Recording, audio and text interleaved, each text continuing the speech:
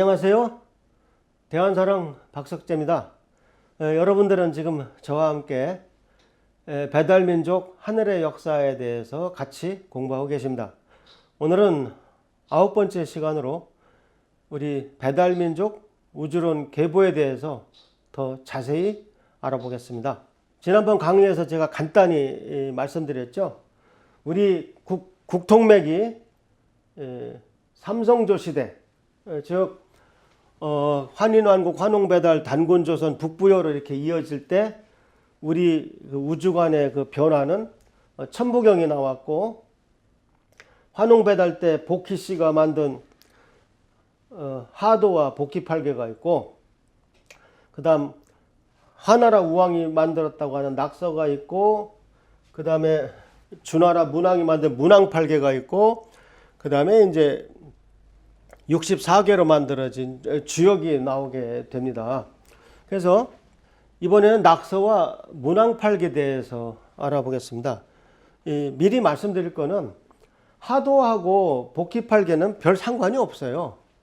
뭐 방향이나 뭐 이쪽이 남쪽이면 같이 남쪽이고 뭐 유사하긴 하지만 그렇다고 완전히 똑같다고 볼 수는 없습니다. 근데 이 낙서하고 문왕팔계는 완전히 같은 것입니다. 그래서 그 다음에 하도의 도자와 낙서의 서자가 합쳐져서 도서관이란 말이 나왔다고 합니다. 그래서 이제 문왕팔계와 낙서 관계가 어떻게 되느냐, 이걸 보시면 낙서와 문왕팔계는요, 한마디로 마방진입니다. 마방진이 뭐죠? 가로, 세로, 대각선으로 합해도 숫자가 같아야 합니다. 자, 한번 보실까요? 낙서는 4, 5, 6을 더하면 15가 되죠. 이렇게 더해도 15가 되고, 이렇게 더해도 2, 8, 5를 더해도 15가 되죠. 이렇게 더해도 4, 8, 3, 15가 되죠.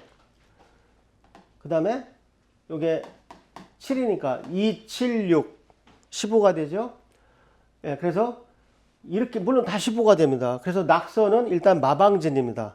가로, 세로, 뭐 대각선으로 합해도 15가 되고요. 그래서 문왕팔계는 그냥 낙서를 8개로 만든 거예요. 보시면은 여기가 이제 다시 원리는 똑같습니다. 하얀색이 천수고 검정색이 지수입니다. 즉 하얀색은 홀수고 1, 3, 5 홀수죠. 그 다음에 검정색은 짝수가 됩니다. 그 다음에 중앙에 5가 있고 문왕팔계에 10은 없어요. 10은 없습니다. 그래서 9가 마지막입니다. 그래서 낙서하고 문왕팔계는 완전히 똑같은 거고요. 그 다음에 낙서는 상극순환을 합니다. 그러니까 우리 하도는 상생순환을 한 거죠. 근데 낙서는 상극방향으로 순환을 하면서 방향이 시계 반대 방향입니다. 하도에서는 이렇게 돌았는데 낙서에서는 이렇게 도는 것이죠. 이렇게 돌고 그 다음에 1, 6이 수였잖아요. 그러니까 이쪽이 수가 아니라 이쪽 6까지 여기가 다 수가 됩니다. 그 다음에 수극 화, 화로 넘어가죠. 그러니까 화는 여기 2, 7입니다. 그러니까 2가 있고 7이 있고 이쪽이 화가 되고요. 그 다음에 여기가 금이 되고 목이 되고 토가 가운데 있고, 여기서도 중앙에 토에 한번 들어갔다 나와야 상극순환이 됩니다. 그건 하도하고 잘 비교하시면은 이 얘기를 처음 들으면 이렇게 설명하면 못 알아듣지만 앞에서 하도를 제가 자세히 설명드렸으니까 넘어가도록 하겠습니다. 그래서 어쨌든 결론적으로 문왕팔계는 이 낙서를 그대로 배치한 것이다. 여기가 4면 여기가 4고, 우상기가 2면 여기도 2고, 좌하기가 8이면 여기도 8이고 똑같습니다. 그래서 아까 복희팔계는 일건, 이태, 삼리, 사진, 그 다음에 오손, 육감, 칠간, 8개였는데 문왕팔계는 다릅니다. 그래서 일단 아까 복희팔계는 조화롭게 하늘과 땅이 딱 그 방향을 정하고 동서남북을 정하고 시작했는데, 이건 상극이기 때문에 일단 하늘과 땅이 옆으로 밀려 있어요. 그 하늘이 여기 6권에 있고 땅이 2권에 있고 가장자리에 있던 이계와 감계가 구리 일감으로 들어와 있습니다. 그래서 여기는 또 오가 없어요. 당연히 이 오가 가운데로 빠졌기 때문에 오손풍 대신에 여기 구가 들어와 있습니다. 그러니까 8개인데 숫자는 9까지 있어요. 그래서 이거는 전혀 조화로운 모습도 아닙니다. 아까는 뭐 복귀 8개는 조각수를 합해도 9였고 이 숫자를 합해도 9였잖아요. 여기는 엉망입니다. 예. 그 대신에 이제 숫자의 합은 10이에요. 왜냐하면 마방진이니까. 여기 5만 들어가면 되니까 이렇게 합하면 4와 6은 10이 되고 3, 7, 10, 8, 2를 더해도 10, 다 10이 되죠. 그래야 5가 들어가서 마방진이 되니까요. 그러나 이거는 상극의 8개다. 그런데 이제 문왕이 이걸 만들면서 뭐라고 했냐면 세상은 상생의 세계가 아니다. 완전히 사바세계다. 얼마나 뭐 선한 일만 있느냐. 악한 일이 더 많고 뭐 그래서 세상은 상극이 지배한다. 그런 주장을 하면서 문왕팔계를 얘기하고 있습니다. 그래서 여기까지 우리나라의 그 우주론 계보를 다 알아야 우리나라 그 근대 우리나라 국기들, 깃발들을 우리가 이해할 수가 있어요. 그러니까 우리 태극기는 한참 단순화된 것이고요. 그전에는 이거 뭐냐면은 군기일 겁니다. 여러분 딱 보니까 뭐예요? 아주 태극이 나오기 전에 이게 문왕팔계입니다, 지금. 일단 위아래가 천지가 아니면 문왕팔계라고 생각하시면 됩니다. 그 다음에 이거는 뭐지요? 낙서죠. 그래서 낙서인데 일이 지금 이쪽으로 와 있어요. 예. 아까 다시 보실까요? 낙서가 원래 일이 밑에 있는 건데 돌아가 있습니다. 그러니까 옛날 우리나라 어쨌든 선비들은 다들 주역이랑 다 공부했단 말이에요. 그러니까 이 정도는 다 알았어요. 우리 후손들이 모르는 거지. 그러니까 우리가 사실 우리 국민들은 다 주역을 점칠 만큼 공부를 해야 됩니다. 예, 제가 또 잠깐 설명해 드리겠지만 그래서 이 당시 그 다음에 이게 어기입니다. 이게 고종황제 때 임금님 깃발인데 여기도 보면 문왕팔계입니다. 그래서 동양의 우주론 계보를 이해해야만 우리 태극기 유래를 알 수가 있다. 그다음 이거는 데니의 태극기입니다. 고종황제께서 미국의 외교관 데니라는 분한테 하사한 국기인데 뭐 얼마 전에 뭐 보물로 지정받았나 그래요. 근데 여기 보면 태극기 곡률이 오늘날 우리가 그 배운 반원으로 그린 태극이 아니라 원래 복희 8개가 만든 그 오리지널 국기하고 비슷하게 곡률이 커요. 예. 그래서 이때 데니 태극기 때부터 살살 천문사계만 등장을 하고 있습니다. 그러나 어쨌든 그 동양의 우주론을 잘 이해한 우리 조선 선비들이 바로 우리 국기를 다 만들었던 것입니다. 그 다음에 고종 황제께서 또 윤호하셨던 겁니다.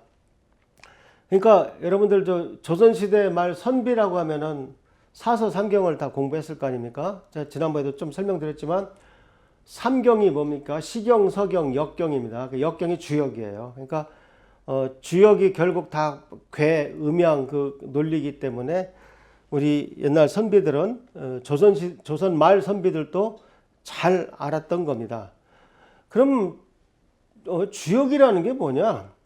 한마디로 8개를 2개씩 포개는 겁니다. 아까 건태이진, 손감, 간곤 8개가 있었는데 이쪽에 건태이진, 손감, 간곤, 이쪽에 또 건태이진, 손감, 간곤에서 2개씩 포개면은 총 64가지가 되죠. 이 그림에서는 여기가 건태이진, 손감, 간곤이 이렇게 가고 있습니다. 그 이쪽에 곤이 8곤이 2개 모여 있고요. 그러니까 예를 들어서 요 중에 빨간색 위가 뭡니까? 육감수죠. 육감수니까 요 육감수고 밑에는요 사진뢰. 그러니까 위는 육감수니까 수, 요거는 사진뢰니까 뢰. 그 다음에 얘 고유명사가 둔이에요. 그래서 요렇게 연결해 놓은 걸 수레둔이라고 합니다. 수레둔. 그러니까 수레둔은 이 64개 중에 하나예요. 그럼 이 수레둔 개는 예를 들어서 둔원 뭐 형리정 물용 뭐 이렇게 뭐라고 쭉 써놨죠. 이게 어디서 갖고 온 거냐면 개천기 6편 강태공에서 가지고 온 겁니다. 왜냐면 강태공 시대 때 이제 주역이 만들어졌으니까 그때 이제 이 주역을 설명하는 거기에서 제가 일부러 그 당시 전서체로 이제 적어 놓은 겁니다. 그래서 어떻게 생각해 보면 주역에 벌써 이렇게 어려운 한자들이 많이 나오는 걸 보면 우리가 생각했던 것보다 한자가 훨씬 더 저는 발전했을 거라고 믿습니다. 우리가 저 상나라만 해도 뭐 갑골문자 막 이렇게 생각을 하는데 사실은 이미 주나라의 주역만 해도 이렇게 많은 그 한자가 나오니까요. 그래서 요걸 괴사라고 합니다. 즉 술에 둔 괴는 이런 뜻이다. 그래서 괴사는 총 몇 개가 있겠습니까? 64개가 있습니다. 그러니까 이 64개 괴마다 주석을 하나씩 보태놓은 거를 괴사라고 합니다. 그건 누가 했느냐? 문왕이 했습니다. 문왕의 64개 그 괴사를 이어받은 사람이 주공입니다. 주공은 요 64개 괴사를 적어 놓고 그 6개 효를 갖다가 하나씩 또 설명을 주석을 다 붙여요. 그래서 그걸 효사라고 합니다. 그러니까 괴사 하나당 효사가 6개씩 있어요.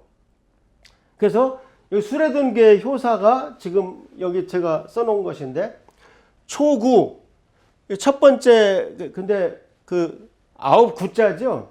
그러니까 여기서 요것이 저 첫 번째 여기는 1, 2, 3, 4로 올라갑니다. 그래서 요게 첫 번째 것이 양효니까 홀수니까 초구입니다. 그냥 구초하지 왜 이건 초는 앞에다 쓰고 이는 뒤다 썼는지 제가 이공계 소양으로 봐서는 영 마음에 안 들어요. 이게 좀 통일이 돼야 되는데 그러니까 첫 번째 구는 양효란 뜻이고요. 이육은 두 번째 개는 육 짝수니까 음효란 뜻입니다. 3, 6 세 번째 개도 6 네 번째 개도 6 다시 다섯 번째 개는 5, 9 다시 또 양효고요. 그 다음에 요거는 이제 상효라 그래요. 그래서 그러니까 이거 초하고 상은 이제 좀 예외고요. 여기서 그러니까 초, 2, 3, 4, 5 상은 초, 2, 3, 4, 5 상이고 양효는 9고 천수니까 음효는 6으로 표시되어 있습니다. 그래서 초구는 뭐 이런 뜻이다 해서 이걸 다 어떻게 만들었나 모르겠어요. 그러니까 주공도 대단한 분입니다. 그래서 64개에서 6을 곱하니까 총 384개 효사를 만든 사람이 주공입니다. 좀 더 쉽게 설명하려면 요새 유행어가 화천대유죠. 예, 아마 이 회사 틀림없이 엄청나게 돈을 주고 이 이름 정했을 거예요. 아니, 사실 저한테 와도 이 정도는 이름 정해줄 수 있어요. 여기 뭐지요?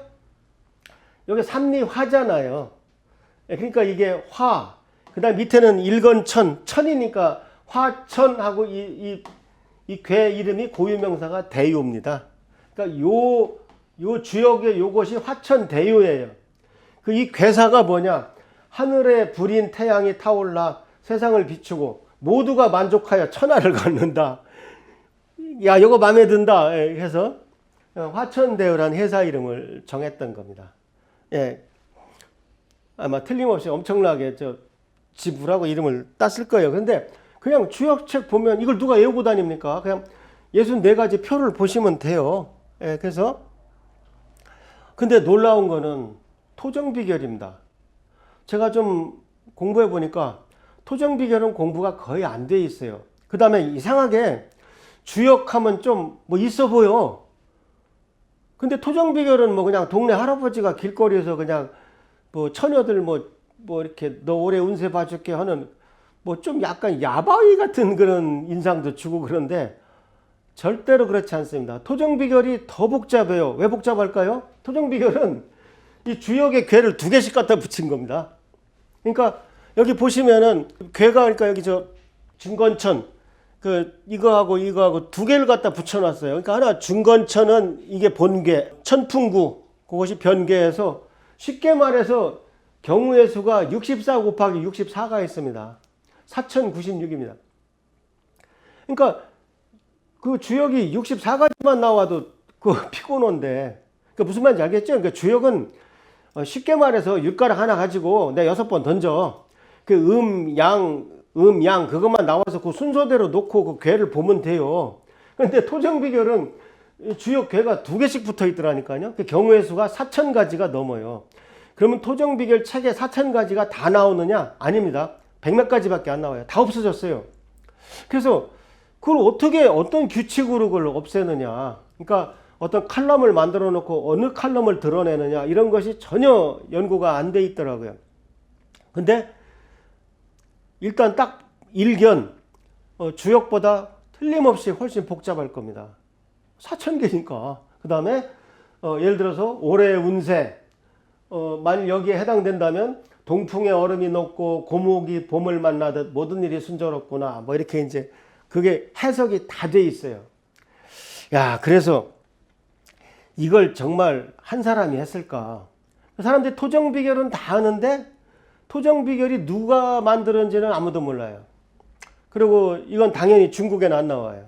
그 토정비결은 조선 중기에 이지함이라는 분이 만드셨습니다. 근데 아까도 말씀드렸지만 그 대담한 그 내용을 어떻게 혼자 다 했겠느냐. 정말 이 양반이 저자 맞느냐. 이제 그런 의심의 눈초리로 보고 있는 것 같습니다. 근데 제가 깜짝 놀란 게 작년에 그 이지함의 묘소를 제가 다녀왔어요. 근데 보시는 것처럼 그 몇 대에 걸쳐서 그 가문의 무덤 여기 다 모여 있습니다. 그래서 귀신들끼리 안 심심하겠더라고요. 얘 누구야, 뭐 선자야 불러서 저기서 노시겠더라고. 근데 이게 보령에 있습니다. 그래서 그 보령의 그 관계자들, 그다음 우리 대한사랑 보령 지부분들하고 가서 이제 사진을 찍었어요. 그다음에 여기 화암서원이라고 바로 이지함을 모시는 서원도 있고.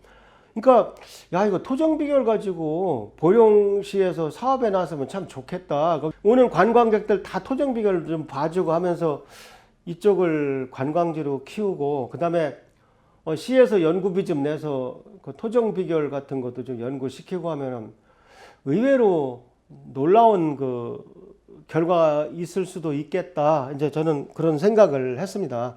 그러니까 이제 다시 요약을 해보면 태극에서 시작을 했지 않습니까? 그래서 건태이진 손감간곤 8괴를 말씀드리고 그 8괴 88에 64 64가지 주역의 괴를 말씀드리고 그 중에 하나 수레둔이란 괴를 예를 제가 들어서 그 괴사가 어떻고 효사는 6개가 있다. 근데 효사는 밑에부터 초, 2, 3, 4, 5, 상 이렇게 부른다. 그래서 이거 그러니까 괴사가 일단 그 괴 성격을 결정하면 나머지 6개는 상세하게 이제 하는 거고. 그래서 괴사는 문왕이 했고 효사는 주공이 했다. 그래서 주역이 만들어졌다. 근데 그 주역보다 한술 더 뜨는 것이 있었으니 그게 토정비결이더라. 토정비결은 64개가 2개씩 붙어서 4,096가지가 있더라. 근데 실제로 지금 토정비결에는 100몇 가지밖에 남아있지 않아요. 뭐 여러 가지 설이 있는데 토정비결이 처음부터 나쁜 사람이 노력을 안 한다는 겁니다. 아, 나는 어차피 노력해도 안 되는구나. 험하게 살다 죽겠구나. 또는 반대로 토정비결이 좋은 사람이 노력을 안 하고 나는 뭐 어차피 잘 될 거니까 아마 그래서 순기능보다 그 역기능이 더 많았다. 그래서 뭐 많이 뭐 없어지고 뭐 그랬다는 얘기도 있고. 근데 분명한 거는 체계적으로 연구된 적은 분명히 없는 것 같습니다. 그래서 토정비결은 어떻게 보면 우리나라만의 우주론이고 그 주역의 그 제곱수만큼도 복잡한 우리 우주인데 반드시 좀 연구를 해야 되겠다. 특히 우리 서울시도 그 마포구가 이지함의 연고지로서 거기 뭐 동상도 있고 그런데 더군다나 보령은 그 이지함의 그 본향이어서 거기 보령시에서 맘먹기 따라서는 어떤 놀라운 변화가 있을 수도 있겠다. 그렇게 정리해 드리겠습니다.